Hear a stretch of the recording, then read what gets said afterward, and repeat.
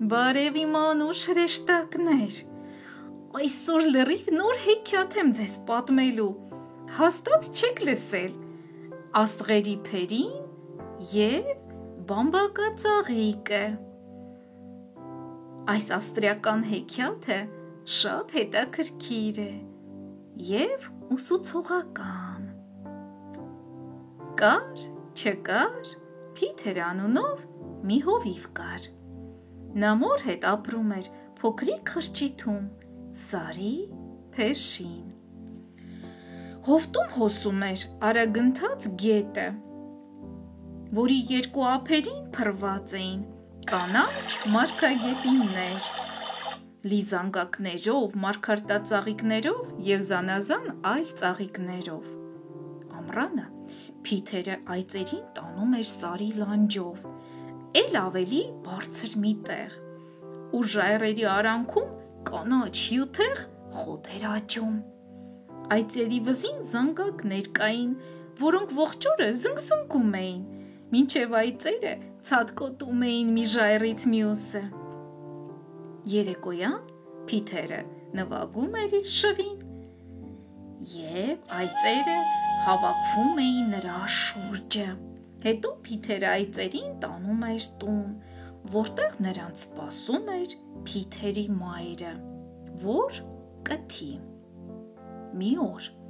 երբ նրանք տուն վերադարձան, Փիթերի մայրը նկատեց, որ մայր այծն ու երկու ուլիկները չկան։ Փիթերը գնաց նրանց փնտրելու։ Նա քայլում էր ու նվագում շվին, որպեսզի իր մոտ կանչի մոլորված այծին ու նրա ուլիկներին, բայց նրանք չկային ու չկային։ Փիթերը սկսեց վեր բարձրանալ Սարի լանջով։ Նա շտապում էր գտնել այծերին, քանի որ նրանց կարող էր գտնել գայլը և հոշոտել։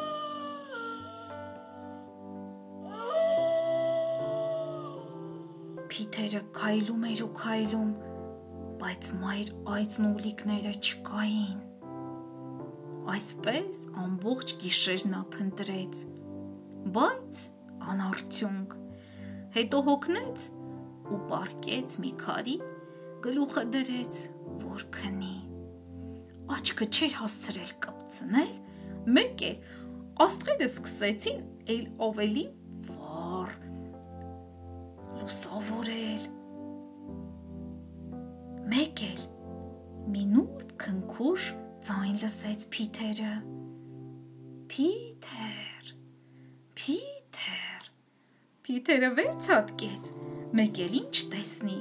մի հրաշք գեղեցկուհի, սպիտակ հագուստով, սպիտակ մազերով,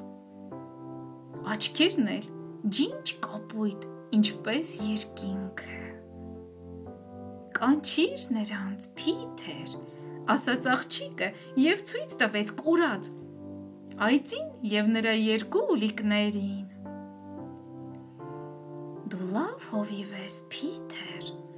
ես օրերով հետևել եմ, թե ինչպես ես արածեցնում այծերիդ։ Երբ երեկ գտա մայր այծին և ուլերին, նրանց բերեցի այստեղ,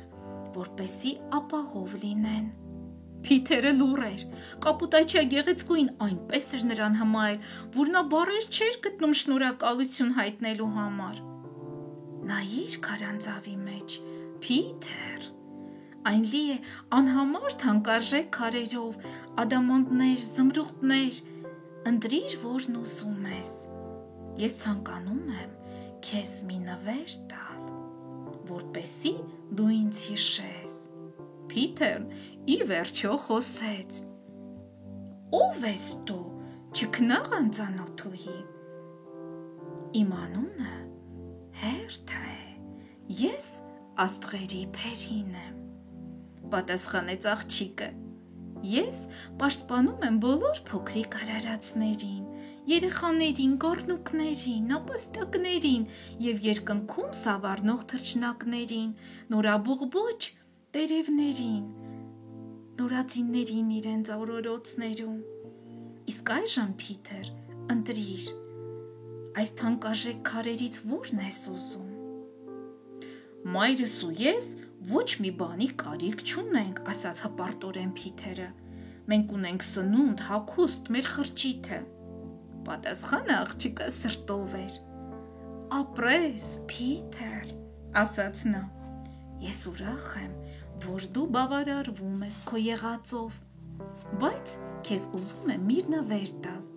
Փիթերն ամաչկոտ նայեց աղջկան և ցույց տվեց քարանձավի մոտ աճած սպիտակ ծաղիկը։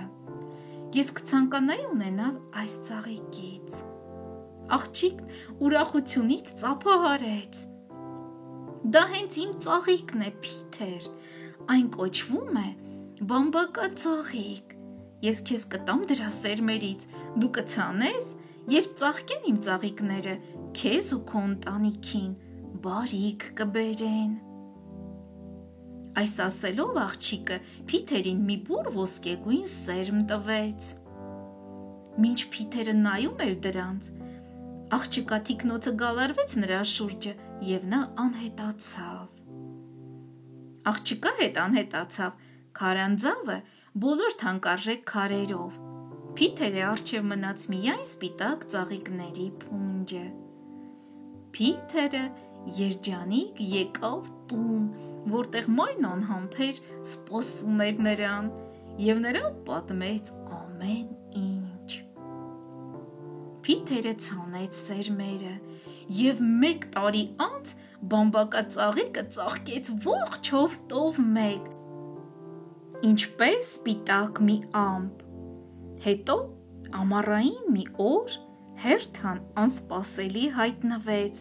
և ցույց տվեց Փիթերին, թե ինչպես չորացնել բամբակածաղիկն ու դրանից սպիտակեղեն գործել։ Այդպես փոքրիկ սպիտակ ծաղիկները մեծ բարիք բերեցին բոլորին, չէ՞ որ այս ծաղիկներից է հենց ձեր հագուստը, անուշիկներս, ձեր սպիտակեղենը, սրբիչները, նույնիսկ խաղալիքները, քանի որ դրանք առողջարար են, դրանք ալերգիկ չեն, դրանք ձեր նուրբ և քնքուշ մաշկին շատ հարմար են։ Այսքանով վերջ, սիրելիներս, դեռ կհանդիպենք։